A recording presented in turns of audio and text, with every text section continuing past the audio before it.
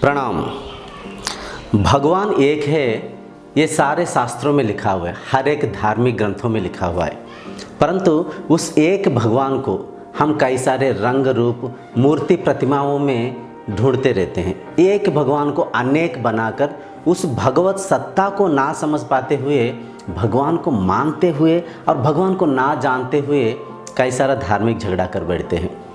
देखिए, भगवान को जिसने जैसे सुना समझा, उसने वैसे भगवान को पूजा और वैसे भक्ति मार्ग का आचरण किया। इसी संसार में भगवान को कोई द्वैत रूप में मानते हैं। द्वैत मतलब मैं अलग हूँ, भगवान अलग है। मैं जीवात्मा हूँ और भगवान परमात्मा है। भगवान वैकुंठ में है, भगवान कैलाश में है, भगवान जन्नत में है और भगवान हेवन में है, कहीं सातवीं आसमान पे है। ऐसे भगवान को द्वैत रूप में कहीं पे हम भक्ति करते हैं और कहीं पे भगवान को त्रैत रूप में पूजते हैं। भगवान को त्रैत रूप मतलब तीन रूप में, मैं जीवात्मा हूँ और भगवान परमात्मा है और बीच में प्रकृति है, प्रकृति माध्यम है। और कहीं पे भगवान को अद्वैत रूप में पूजा किया जाता है। अद्वैत, भगवान हर कण में है, भगवान मुझ में और मुझसे है। अद्वैत मतलब मुझसे अलग नहीं है, मुझ में और मैं ही हूँ। हर कण में है, हर वस्तु में है, हर किसी में है। संसार में अगर है तो केवल भगवान है। इस नज़रिया से भी भगवान को कोई पूजते हैं। जिसने जैसे सुना, जिसको जैसे गाइडेंस मिला, वो फिर भगवान को उस रूप में, उस तौर तरीका को आचरण करते हुए भक्ति मार्ग को आचरण करते हैं। वैसे तो भगवत प्राप्ति के लिए 4 मार्ग है: कर्मयोग, भक्ति योग, ध्यान योग और ज्ञान योग। उनमें से आज हम भक्ति योग को डीपली चर्चा करके समझने के प्रयत्न करेंगे। एक गांव होता है, उस गांव में शांति नाम का एक लड़की होती है। शांति अद्वैत रूप से भगवान को मानती है। अद्वैत मतलब भगवान मुझसे मुझ में है, हर कण में है, हर किसी में है। भगवत प्राप्ति के लिए वो ध्यान करती है और भगवान को खुद में ढूंढने के प्रयत्न करती है, सत्संग करती है। उनके तरीका अद्वैत रूप में वो भगवान को पूजा करती है। शांति के शादी हो जाता है। शांति फिर ससुराल चले जाती है। ससुराल में अपना सास ससुर को खुद के माँ बाप के जैसे देखती है। सासू माँ भी शांति के इस व्यवहार से संतुष्टि होकर शांति को खुद की बेटी के तरह, खुद के बेटी की तरह देखते हैं। बड़ा प्यार प्रेम से उनका दिन गुजर रहा होता है। लेकिन वहाँ पे जो सासू माँ होती है, भगवान को द्वैत रूप में पूजा करती है। द्वैत, दो, मैं अलग हूँ, भगवान अलग है। सासू माँ शांति को जैसे भी तौर तरीका को, विधि विधान को आचरण करते हुए भक्ति को आचरण करने के आदेश देती है, शांति वैसे मानती है। जेहेतु सासू माँ बुजुर्ग है, बड़ा है, उनके हर एक बात की पालन करती है। सासू माँ कभी बोलती है तुलसी पौधे को पानी दो, तो शांति पानी देता है। कभी सूर्य को जल अर्पण करो बोलती है, तो शांति सूर्य को जल अर्पण करती है। कभी राम भगवान को पूजो, कभी कृष्ण भगवान को पूजो। जैसे भी सासू माँ शांति को पूजा करने की गाइडेंस करती है, शांति हर एक चीज़ को, हर एक विधि विधान को मानती है। साथ ही साथ ध्यान करती है, साथ ही साथ शास्त्र अध्ययन करती है। खुद की तौर तरीका को मानने के साथ साथ सासू माँ जैसे भी विधि विधान को आचरण करने के लिए बताती है, हर एक चीज़ को शांति मानती है। सासू माँ अपने व्यवहार में भक्ति को नहीं दिखाता। सासू माँ अपना वाणी में, अपना चिंतन शैली को शुद्धि करने के लिए भगवत तुल्य करने के प्रयत्न नहीं करता। भगवान को तो 1-1 घंटा फूल फल कई सारा भेंट चढ़ा के सासू माँ पूजा करती है, लेकिन उस पूजा को व्यवहार में नहीं दिखाती है। जैसे कि उस गांव में सनिया नाम का एक धोबा व्यक्ति होते हैं। वो धोबा व्यक्ति क्या करते हैं, लोगों से कपड़ा लेके धो के, जिनके कपड़ा उनको दे के, जो भी मिला हुआ पैसा से रोज़ गुजारा करते रहते हैं। वैसे ही सनिया इनके घर से, इस सासू माँ के घर से कपड़ा लेने के लिए अनजाने में घर के अंदर प्रवेश कर जाते हैं। घर के अंदर सनिया को देख के सासू माँ व्याघ्र रूप धारण करती है, एकदम गुस्सा हो जाती है। सनिया, तेरे कितना हिम्मत है, तू घर के अंदर आ गया, तुझे पता नहीं तू धोबा है? मतलब छुआछूत की भेदभाव करते हुए, जाति प्रथा को मन में चलाते हुए, मैं कोई बड़ा जाति का शरीर हूँ, वो कोई नीच जाति का व्यक्ति है, उसका कितना हिम्मत है मेरे घर के अंदर प्रवेश कर गया, इस उद्देश्य के साथ सनिया का बड़ा बेइज्जती करती है। सनिया को कई सारा उटपटांग से बातें बोलती है। सनिया बड़ा बेचारा क्या करेगा, सनिया दुखी होकर, उसके पास और कोई चारा ना होने के कारण वो बड़ा दुखी से वो कपड़ा लेके चले जाता है सनिया। तो सासू माँ उनके घर में कोई नौकर चाकर कोई छोटे मोटे कोई गलतियाँ करे, उसे बड़ा बवंडर बनाकर उनको कई सारा गालियाँ देता है। मतलब उनका व्यवहार में नम्रता नहीं होता है। पूजा तो एक एक घंटा बैठ के करती है, लेकिन उस पूजा को, उस भक्ति को अपने व्यवहार में नहीं दिखाता है। बड़ा क्रूर से हर किसी से व्यवहार करती है। जाति पात, कहीं धनी गरीब, ऐसे कई सारा भेदभाव से मन को बांधकर उनका व्यवहार बड़ा क्रूर स्वरूप होता है। ये तमाम व्यवहार शांति को अच्छा नहीं लगता है। शांति बस मौके के तलाश में रहती है। सासू माँ को मैं कैसे समझाऊं, क्योंकि मैं नया नया शादी करके आया हूँ। मैं अगर कोई अच्छा भी समझाने के प्रयत्न करूं, क्या पता सासू माँ बुरा मान जाए। वैसे मौके की तलाश करते हुए, सहन शक्ति के साथ हर चीज़ को देखते हुए, कुछ ना बोल पाते हुए, मतलब शांति के साथ, नम्रता के साथ मौके की तलाश करती रहती है। एक दिन क्या होता है, पूर्णिमा के दिन सासू माँ बोलती है कि चलो शांति, हम मंदिर जाते हैं, आज हम मंदिर जाके पूजा करके आएंगे। तो शांति बड़ा खुश हो जाती है। जो भी फल फूल भेंट वगैरह सब लेकर सासू और बहू दोनों मिलके मंदिर जाते हैं। मंदिर के जो एंट्रेंस में, दो द्वार के पास, दो शेरों की प्रतिमा बनाए रखा होता है। कई सारे मंदिर में हम देखे होंगे, कहीं पे शेर बना के रखते हैं, कहीं पे कई गाय के प्रतिमा को हम प्रतिष्ठित करते हैं। मंदिर को अलंकृत करने के लिए कई सारा मूर्ति प्रतिमा को हम वहाँ पे प्रतिष्ठान करते हैं। तो ठीक वैसे ही उस मंदिर के सामने दो शेर मूर्ति बना हुआ होता है। उस शेरों की मूर्ति को देखकर बहुरूपीय जो शांति डर जाती है, डरने के नाटक करती है और सासू माँ को बोलते, सासू माँ वो देखो शेर है, वहाँ पे शेर बैठा है। और सासू माँ हंसते हुए जवाब देती है, अरे सबसे बड़ा शेर तो मेरा तुम है, वो मूर्ति शेर से तुम क्यों डर रहा है, वो पत्थर के शेर से तुम क्यों डर रहा है। ऐसे बोल कर दोनों सासू बहू दोनों हंसी मजाक करते हुए मंदिर के अंदर प्रवेश करते हैं।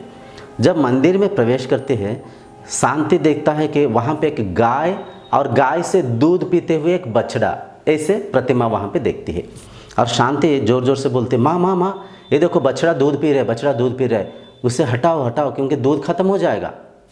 और सासू माँ जोर जोर से हंसती है, बोलते पागल, वो तो मूर्ति है, वो प्रतिमा है, उसे देख के तुम ऐसे क्यों विचलित हो रहा है।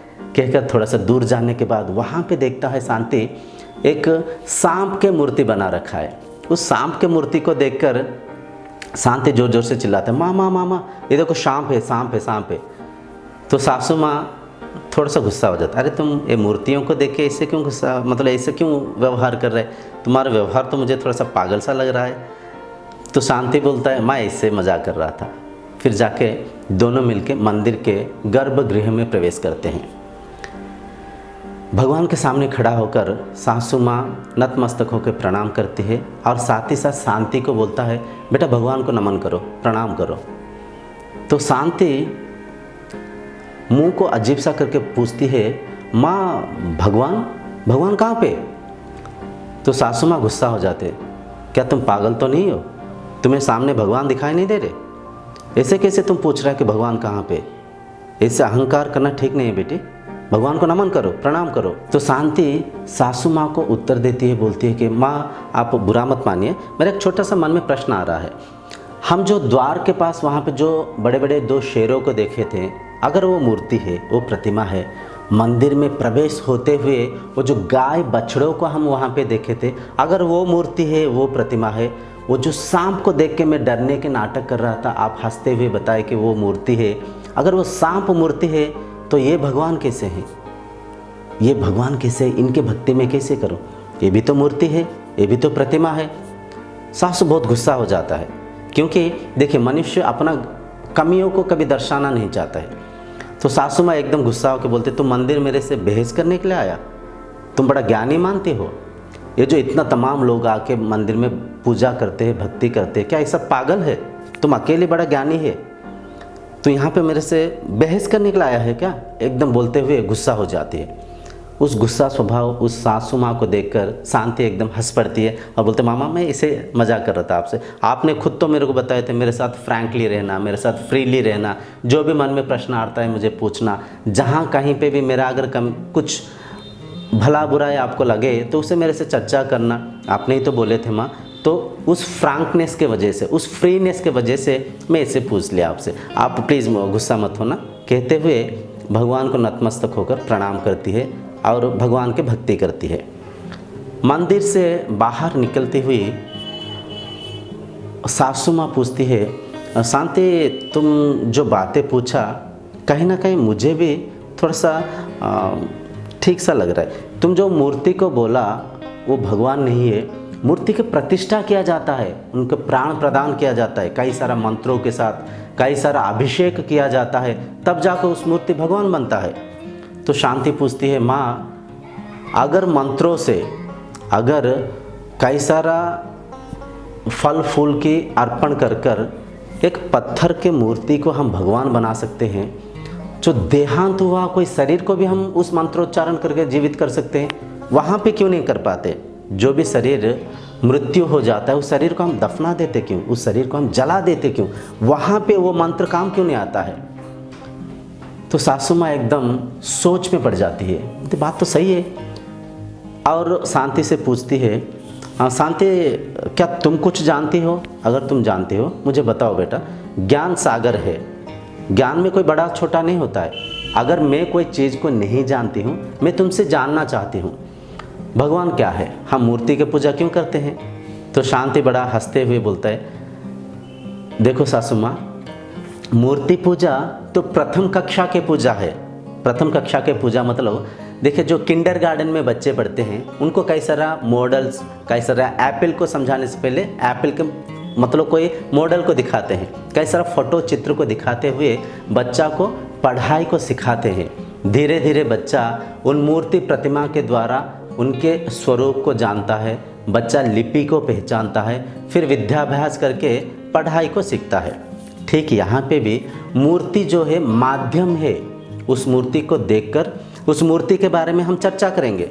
अगर हम शिव मंदिर जाते हैं, शंकर भगवान क्या है उनके बारे में हम चर्चा करेंगे, समझेंगे, आदि योगी थे, योग कैसे करना, फिर हम आचरण करेंगे।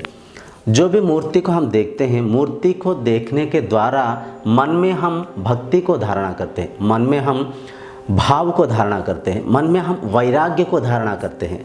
मन में भक्ति भाव को धारणा करने के लिए मूर्ति माध्यम है माँ, मूर्ति भगवान नहीं। भगवान आपके अंदर है, भगवान आपके अंदर है। इस बात को आप कोई गर्व में लेना नहीं चाहिए, कोई प्राउडली नहीं सोचना चाहिए कि भगवान मेरे अंदर है, मैं हूँ।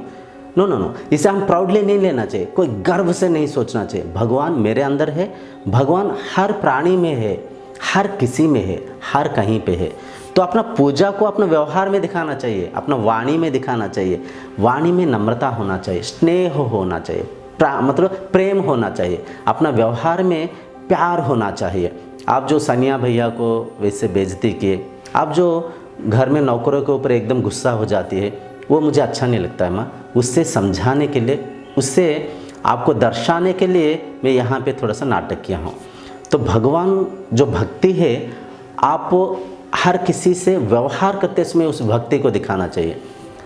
ये तमाम बातें सुनकर सासू माँ की आँख खुल जाती है और कई सारा प्रश्न उत्तर करती है। तो बहू बोलता है देखो माँ, ब्रह्म शक्ति को जानना, भगवत सत्ता को समझना 1-2 घंटे में तो मैं आपको समझा नहीं पाऊँगा, धीरे धीरे हम घर जाके समझाऊँगा मैं आपको। ध्यान करने से क्या लाभ होता है, भक्ति कैसे करना चाहिए, ज्ञान योग से ये तमाम बातें जो हम कर रहे हैं ज्ञान योग है, और कर्म योग में हम भक्ति भाव से हर किसी के प्रति अपना प्रेम श्रद्धा को दिखाना चाहिए। फिर सासू माँ आँख से एकदम आंसू आ जाती है और बहू को एकदम आलिंगन करके बोलती है मैं तेरे जैसे ईश्वर तुल्य बहू को प्राप्त करके बड़ा गर्वान्वित करता हूँ, बड़ा प्राउडली फील करता हूँ कि मुझे तुम्हारे जैसे इतना ज्ञानी बहू मिला है। और सासू बहू दोनों मिलके प्यार प्रेम से घर जाते हैं। घर जाकर जब सनिया घर आता है कपड़े लौटाने के लिए, सनिया को अंदर बुलाती है सासू माँ, सोफे पे बिठा के चाय पिलाती है और उस दिन के उस बात को शर्मिंदगी कहते हुए सॉरी मांगती है। सनिया बड़ा खुश हो जाता है उस दिन से सासू माँ के व्यवहार परिवर्तन हो जाता है। हर किसी के साथ नम्रता से, स्नेह से, उनके प्यार प्रेम से हर किसी के साथ व्यवहार करने के कारण हर कोई सासू माँ को फिर चाहने लगते हैं। सासू माँ अनजाने में परिवर्तन हो जाती है, बिल्कुल उनका जीवन परिवर्तन हो जाती है। तो ये तमाम जो चर्चा की निष्कर्ष ये है कि पूजा को अपना व्यवहार में दिखाना चाहिए, भक्ति को अपना वाणी में, अपना चिंतन शैली में दिखाना चाहिए।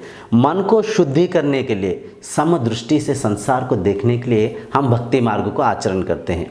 अगर आपका व्यवहार में नम्रता नहीं है, अगर आप वाणी में मीठापा नहीं है, अगर आप हर किसी का भलाई ना सोचते हुए भगवान के एक घंटा बैठ के पूजा करें, तो उस पूजा के कोई प्रतिफल नहीं है, उस पूजा के कोई लाभ नहीं है, उस पूजा के मतलब कोई लाभ ही नहीं है। तो पूजा को व्यवहार में दिखाना चाहिए। जो भी मूर्ति, प्रतिमा, फोटो, जिसे भी अपना इष्ट हम मान रखें, पूजा करिए, कोई खराबी भी नहीं है। वहाँ पे भक्ति को धारणा करते हुए भगवान को पुजारी बनकर पूजिए। कोई भिखारी बन के भगवान से कुछ पाने की आशा अभिलाषा के साथ सकाम भक्ति मत करिए। निष्काम रूप से भगवत प्राप्ति के उद्देश्य के साथ भगवान को पूजिए, तब जाके आप देखेंगे आपका जीवन परिवर्तन हो जाएगा। इस वीडियो को यहीं पर रखते हुए अगले कार्यक्रम तक आपसे विदाई मांगते हुए प्रणाम।